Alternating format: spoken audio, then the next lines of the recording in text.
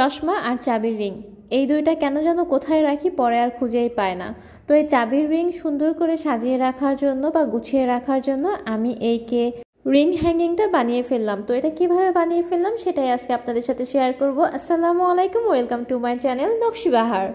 তো প্রথমেই এটার জন্য আমার দরকার হলো যে আইসক্রিমের স্টিক, আর এগুলো আমি এক বান্ডেল একবারে কিনে রেখেছিলাম, খুবই সস্তা দামে কিনেছি। তো এটাকে আমি প্রথমে খুব সুন্দর করে গ্লু গান স্টিকের সাহায্যে আমি এটাকে লাগিয়ে নিয়েছি। তারপরে আমি দুই সাইডে মাপ দিয়ে এটাকে আমি কেটে নেব। কাটার সময় একটু কষ্ট হয়েছিল, আমি কেচি দিয়ে কেটেছি। তো কাটার পরে আমি দুই সাইডে এটাকে ভালো করে আঠা দিয়ে লাগিয়ে দেব। আপনারা এখানে চাইলে যে কোনো আঠা ইউজ করতে পারেন, ফেভিকল আঠাও ইউজ করতে পারেন, তবে আমি আপনার গ্লু গানের আঠাটা একটু তাড়াতাড়ি জয়েন্ট হয়ে যায় বলে আমার কাছে ওটা খুব ভালো লাগে। তারপরে আমি কি কালার করব বুঝেই উঠতে পারতেছিলাম না। তো পরে দেখলাম যে আমার কাছে কেন যেন ক্রাফটিংয়ের ক্ষেত্রে হলুদ কালারটা খুব বেশি ভালো লাগে। তো আমি এটার বেস কালারটা হলুদ দিয়ে দুই সাইডে লাল কালার দিয়ে দিয়েছি। এরপর হলো যে আমার জানালা আর দরজা বানানোর জন্য দরকার হচ্ছে ক্লে। এখন ক্লে দিয়ে আমি ছোট্ট একটা গোল রাউন্ড করে দিয়ে এটাকে জানলার জন্য রেডি করলাম।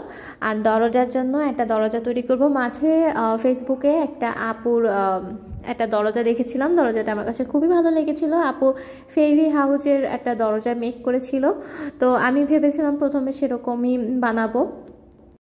তো তারপরে আমি এটাকে দুই সাইড থেকে কেটে দরজার একটা শেপ নিয়ে এসে উপর থেকে হালকা একটু দাগ দিয়ে দিচ্ছিলাম।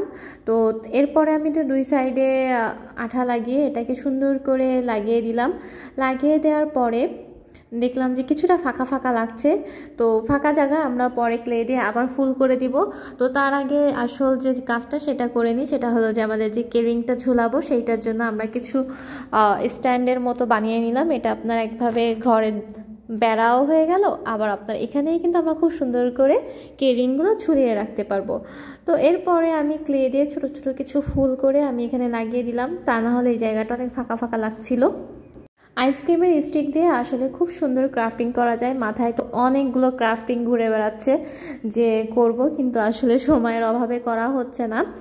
তো খুব শীঘ্রই আরও অনেক ক্রাফটিং নিয়ে আপনাদের সামনে হাজির হব ইনশাল্লাহ।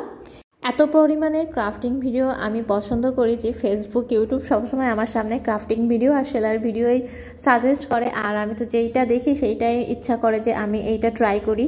তো সময়ের অভাবে আসলে হয়ে ওঠে না। তো আমি কিন্তু এখানে ডবল সাইড টেপ দিয়ে এটাকে লাগিয়ে নিয়েছি। এটা হ্যাঙ্গিং করতে কোনো রকমের কোনো সমস্যা হবে না, আপনার কোনো দেয়াল ফুটো করার প্রয়োজন নাই। আর এখানে আমি কেরিংগুলো সুন্দর করে সাজিয়ে রাখতেছি, এটা কিন্তু দেখতে অনেক কিউট হয়েছে। তো আজকে এই পর্যন্তই।